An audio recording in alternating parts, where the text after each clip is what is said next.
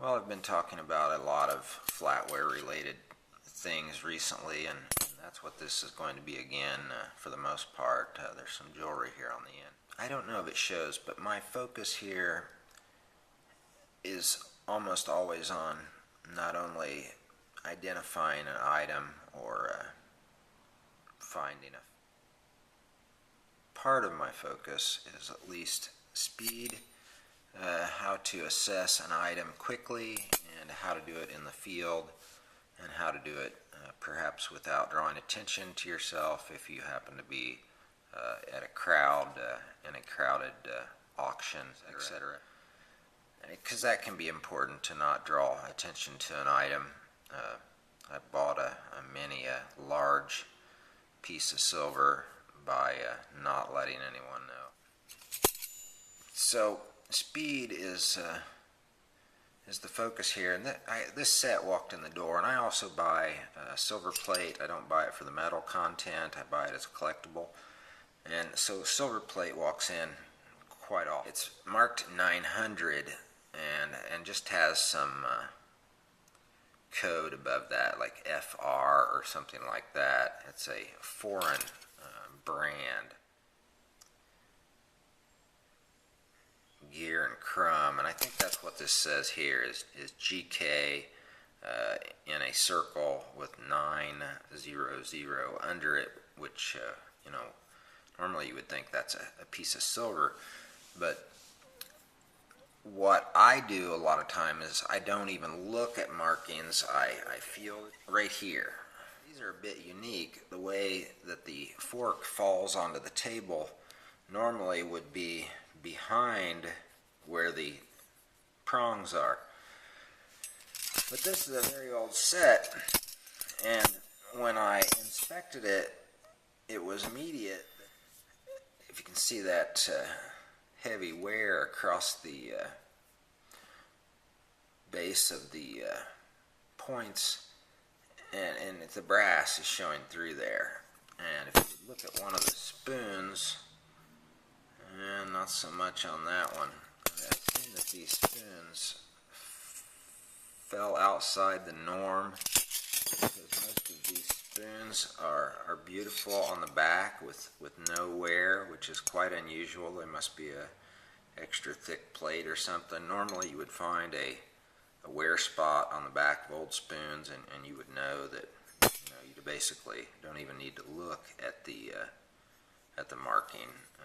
Feeling it and seeing the wear would do it. But these spoons are kind of unique, and something else I'll show you is you see the wear here in the bowl of the spoon, and on a sterling silver piece you'll never see that wear down and change of color, because sterling is the same color all the way through, so you won't see wear on your sterling spoons, and you can't get wear confused with abrasion. This one here shows some abrasion, but what you would be looking for is I don't know about if there's any of the spoons there that are worn. Well, there's a great example.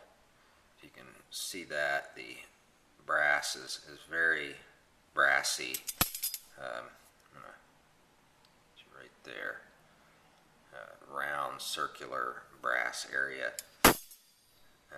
The forks, though, they're really worn badly. The person that came in with this and thought, because of the marking, that it was probably silver, and I have this problem with not only the walk-ins but the dealers too, is sometimes I will assess things so quickly and say, no, it's not silver, it's not gold, without even testing it, that it kind of hurts their feelings or whatever, and I sometimes I have to actually guard against that and act like that I don't know that it's a crap. But these is one of those chains, and it's fairly substantial. It's gold plated. It does test out good, but everyone hates these. I think this one's probably Italy 925, but may actually be made in China. Who knows? But you know, the steel. You know, a lot of these would be steel with the silver and gold plating, or just gold plating over steel. And marked 925. You know, these are dangerous items.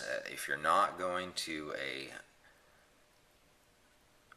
refinery, then you're probably going to have a hard time getting regular sterling price out of some of these newer chains because they are so tough. Some of them use exotic metals that are not only non-magnetic but are very confusing when you try to test them. Your red acids are almost worthless on these chains. So just a word of warning to that, you know. I'm probably the only guy that buys these big lots of dealer jewelry. In fact, it comes in from 3 pawns that I know of that nobody wants to deal with it. So, you know, watch yourself on those. They're extremely tricky and very easy to buy. You know, 20 grams of, I don't know, some metal we never had to deal with 20 years ago.